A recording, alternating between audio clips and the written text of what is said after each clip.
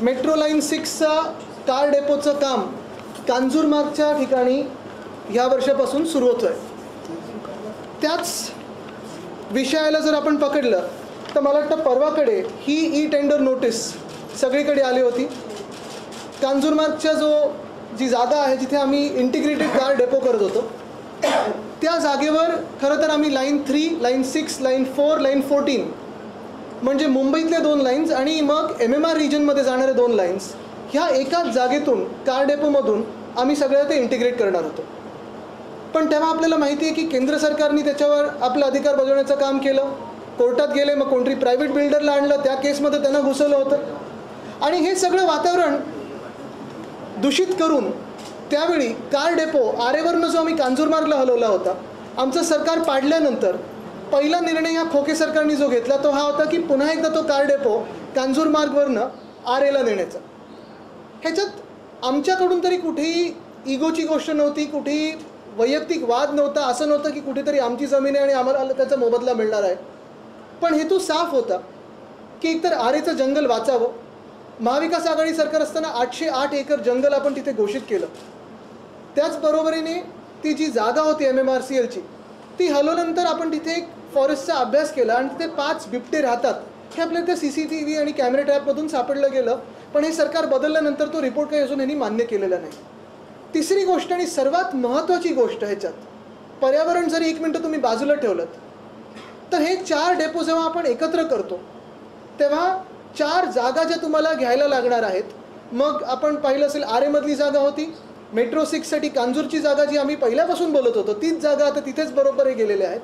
आणि मग 2 ठाणे जिल्ह्यात जागा ज्या मेट्रो लाईन 4 आणि 14साठी त्यांना आता विकत घ्यायला लागणार, त्याचा मोबदला द्यायला लागणार, कोणाकडून त्या जागा येणार, हा सगळा वेगळा विषय झाला. पण ह्याच्यात कमीत कमी मुंबईचे आणि महाराष्ट्राचे 10,000 कोटी वाचले असते.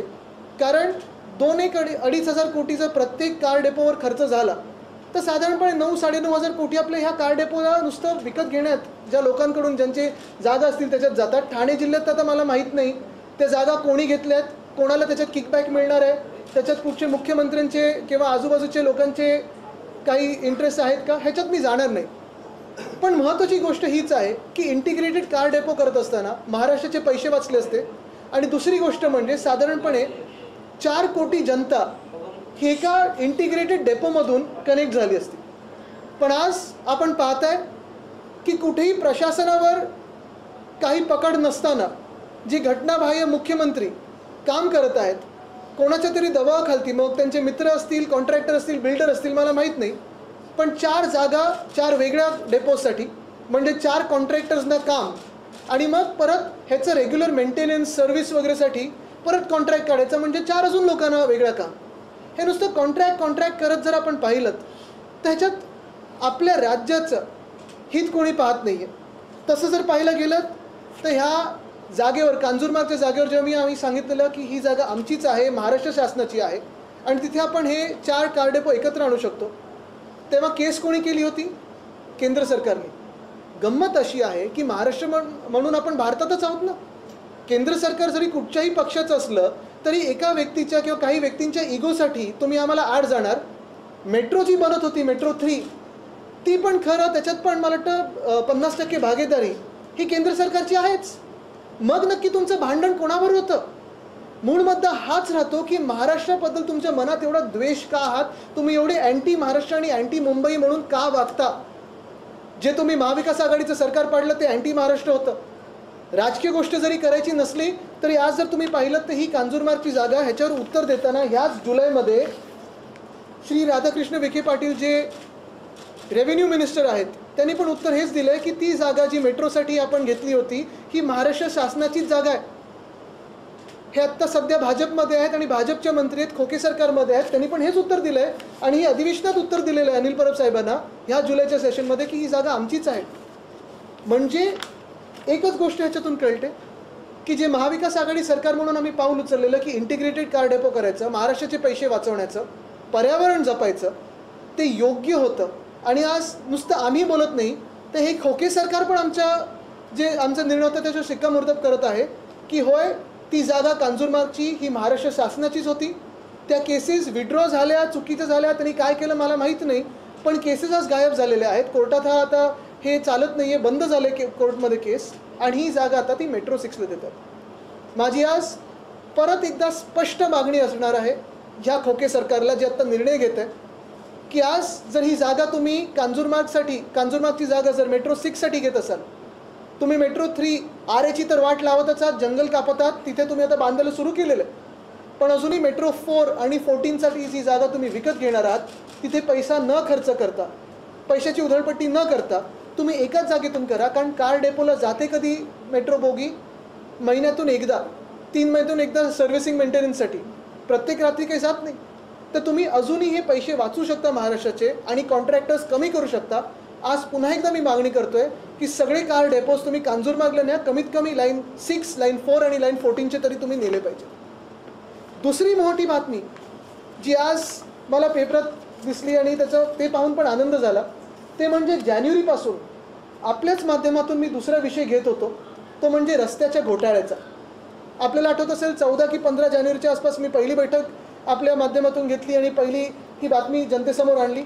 त्याच्यात आपल्याला प्रत्येकाला मी दाखवलं होतं की हे 5 कॉन्ट्रॅक्टर्स, त्यांना कसं ह्या कॉन्ट्रॅक्टमध्ये आणलं गेलं, त्यांनी जिंकले कशी बिड्स आणि सरासरी 8% ह्यांना फायदा कसा होत होता, तेही किंमत वाढवल्यानंतर, ते झाल्यानंतर अर्थात ते 8% ह्या सरकारला कमी करायला लागले, कारण आपण बैठक प्रेस कॉन्फरन्स घेतली, त्याच्यातून ते लोकांसमोर आलं.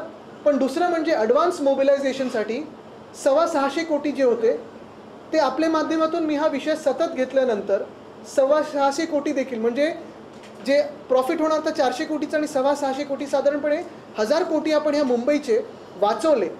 हे वाचवल्यानंतर तरी देखील आपण दबाव त्यांच्यावर टाकत होतो की जे तुम्ही भूमिपूजनं 18 जानेवारी 2023ला केली होती, त्याचं पुढे काय झालं.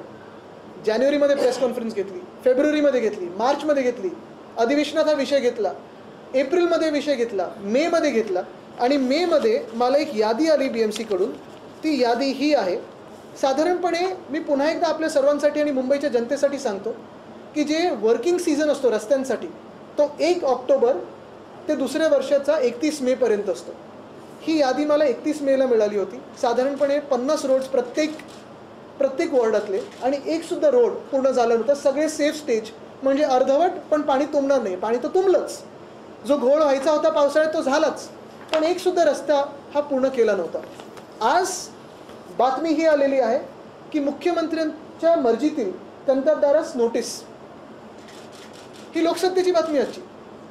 म्हणजे जे मुख्यमंत्र्यांचे कॉन्ट्रॅक्टर्स आवडते, जे मी सतत सांगत होतो, ते आज ह्या बातमीतून पण कळलेलं आहे.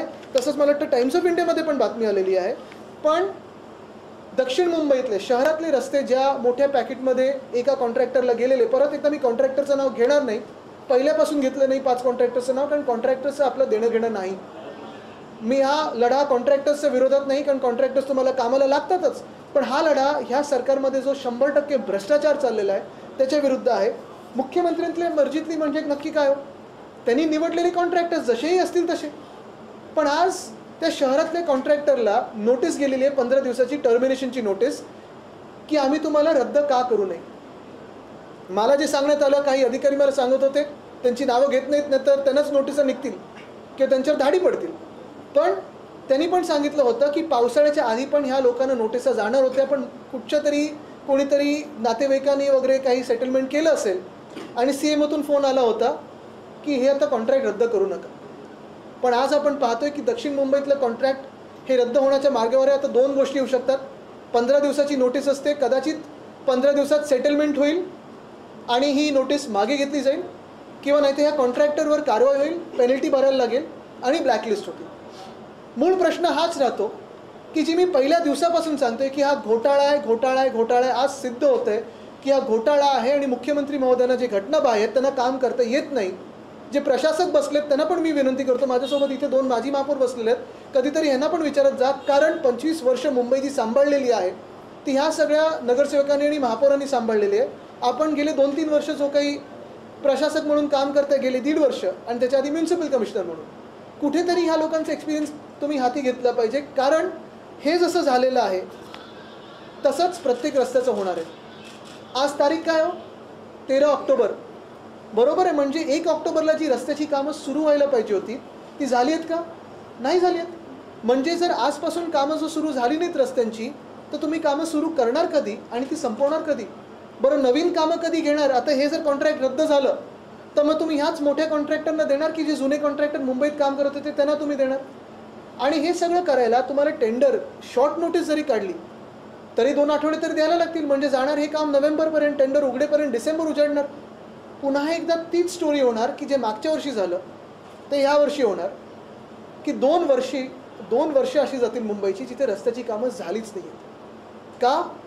तर जे करप्ट मॅन आहेत, CM, त्यांचे आवडते बिल्डर, त्यांचे आवडते कॉन्ट्रॅक्टर, त्यांच्या मर्जीवर आज मुंबई महानगरपालिका असेल, इतर महानगरपालिका असतील, चालत असतील. आणि हे नुसतं मी मुंबईचं बोलतोय, अजून नागपूरचं, नाशिकचं, ठाण्याचं, पुण्याचं हातात आलेलं आहे सगळं काम. पण आज आपल्याच माध्यमातून मी पुन्हा एकदा जनतेला सांगेन की शिवसेना ही मुंबईसाठी जे काम करत आलेली आहे, महाराष्ट्रासाठी जे काम करत आलेली आहे, आम्ही महाविकास आघाडी म्हणून जे काम केलं हे आपल्या समोर आहे.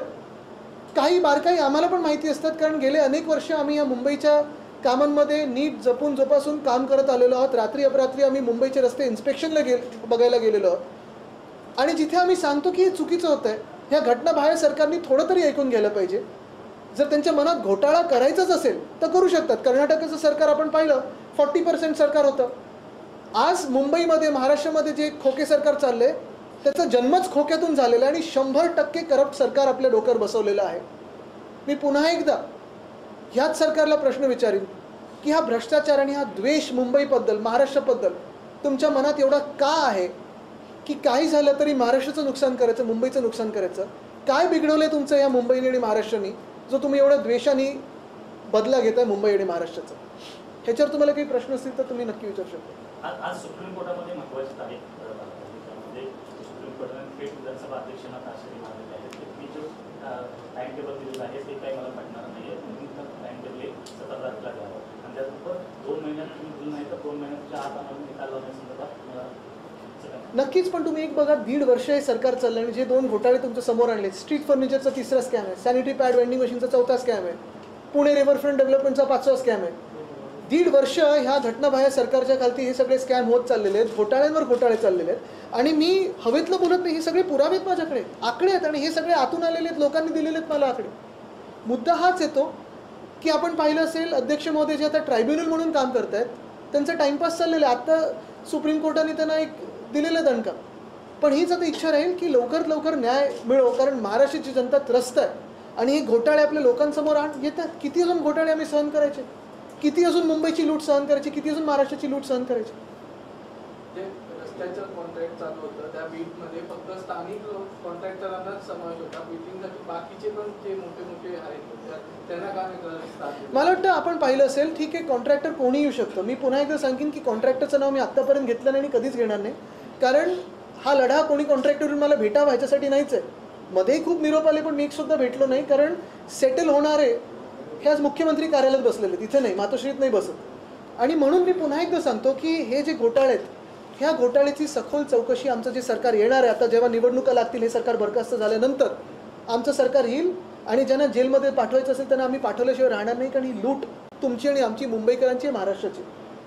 ह्याच्यात पुढचं पाऊल आमचं अर्थात CAG ला मी पत्र लिहिणार आहे. लोकायुक्ताकडे आमचं जाण्याची कारवाई सुरू झालेली आहे, कारण रस्त्याचा घोटाळा असेल, स्ट्रीट फर्निचरचा घोटाळा असेल, हे कांजूरमार्गचा घोटाळा असेल. बघा ना तुम्ही, आता 2 जागा ह्यांना एकत्र करायला लागणार. लँड ॲक्विजिशनची कॉस्ट जी असते ठाणे जिल्ह्यात ती द्यायला लागणार, त्याचा मोबदला द्यायला लागणार. त्या जमिनी कोणाच्या आहेत नक्की, कोणाला किकबॅक्स मिळणार आहेत? 4 कॉन्ट्रॅक्टर तुम्ही नेमणार 4 डेपोज बांधायला, कशाला? ते कांजूरमार्गच्या ठिकाणी जिथे आम्ही इंटिग्रेटेड डेपो बनवत होतो एकच डेपो झाला असता, एफिशियन्सी वाढली असती, वेळ वाचला असता, किंमत वाचली असती. लोकायुक्ताकडे आणि कॅगकडे आम्ही ह्या रस्त्याच्या घोटाळ्यासाठी जाणार आहोत, आम्ही स्ट्रीट फर्निचरच्या घोटाळ्यासाठी जाणार. एकंदर पाहिलं असेल तर पूर्ण भ्रष्टाचारी सरकार आहे. खोक्यातून ज्या सरकारचा जन्म झालेला आहे ते सरकार, खोके सरकार, हे जगप्रसिद्ध झाले. 33 देशांनी नोंद घेतली आहे. मला आता मी मध्ये कुठेतरी गेलेलो, त्यांनी विचारलं मला, oh you come from the land of खोके सरकार. मंत्री दादा भुसे आणि इतर अधिकाऱ्यांसमोर बैठक झालेली आहे. यावर बोलताना विरोधी पक्षनेते विजय वडेट्टीवार असं म्हणतात की ठाकरेंच्या घरातून आता मंत्रालय चालतं असा सवाल उपस्थित केला आहे. नाही, मला वाटतं मी इतर विषयांमध्ये जाणार नाहीत. अनेक संघटना अनेक वेगळे वेगळे विषय आणि एजेंडे घेऊन चालतात. मी ह्याच विषयावर फोकस करेन. आता त्याच्या उद्घाटनामुळे ते रखडले हो.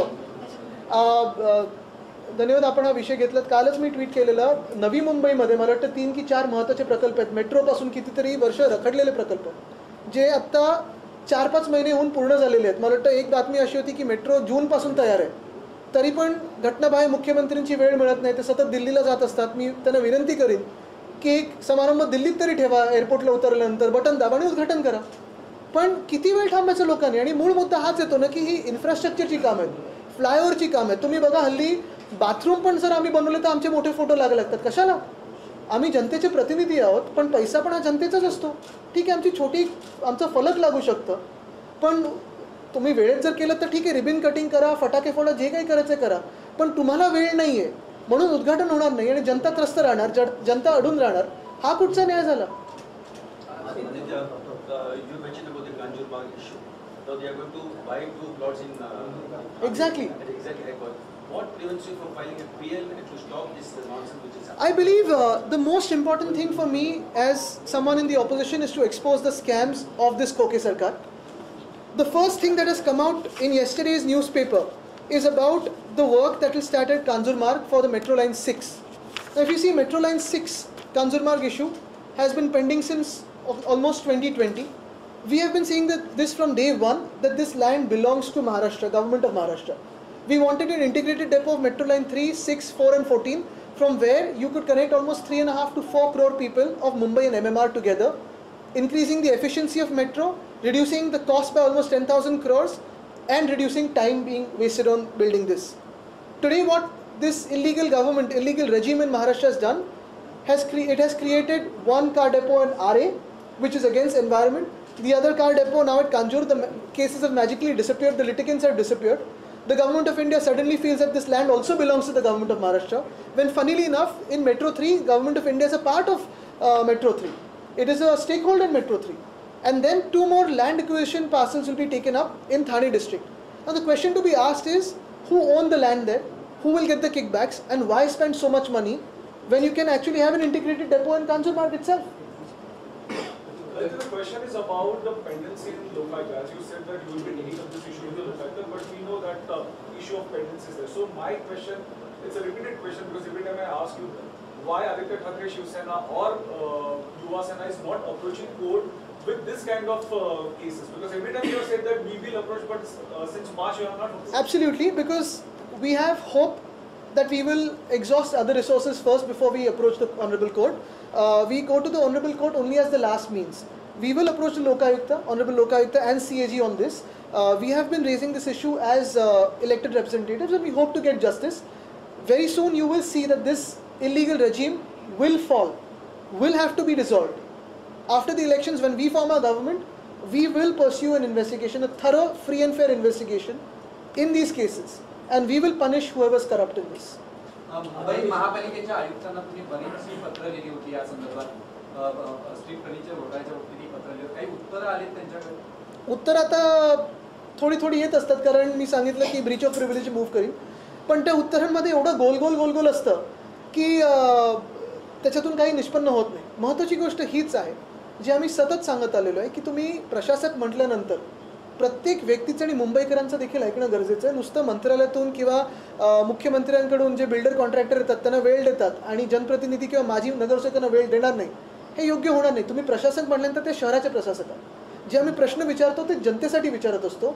आणि म्हणून जे मी सतत सांगत आलेलो की रस्त्याचा घोटाळा होता, आपल्याला आठवत असेल आम्ही जो मोर्चा काढला शिवसेना म्हणून महापालिकेवर, त्यानंतर दुसऱ्या दिवशी प्रेस कॉन्फरन्स त्यांनी घ्यायला सुरू केली जस्टिफाय करत की हा घोटाळा कसा नाही आहे. नंतर जी शपथविधी घडली तर ठीक आहे, वेगळं, त्याच्यात ती प्रेस कॉन्फरन्स लपली गेली. पण मूळ मुद्दा हाच राहतो की आता तुम्ही त्या प्रेसमध्ये जे बोलला आहात आणि ही जी टर्मिनेशन नोटीस दिली ह्याच्यात काय नक्की अंतर आहे. आणि परत एकदा सांगेन, जर ही नोटीस परत घेतली ह्याचा अर्थ हाच होणार की सेटलमेंट झालेलं आहे. एक मिनिट हे म्हणून की आदित्यजी, तुम्ही 2 मुद्दे घेतले, पण लोकांच्या दैनंदिन जीवनामध्ये टोल ही मुद्दा महत्त्वाचा आहे. उपमुख्यमंत्र्यांचं एक विधान आलं होतं की जड वाहनांकडूनच टोल घेतला जातो, दुचाकी, 4 चाकी, 3 चाकी याच्याकडून टोल घेतला जात नाही, वसूल केला जातो. उपमुख्यमंत्र्यांच्या योजनेशी तुम्ही सहमत आहात का? आणि टोल मुक्त महाराष्ट्र भविष्यात आपल्याला बघायला मिळेल का? मी परत एकदा सांगेन, त्याच्यावर मी एक वेगळी प्रेस कॉन्फरन्स घेतली होती, त्याच्यात आपण सगळे होतात आणि त्याच्यानंतर पण बोलीनच.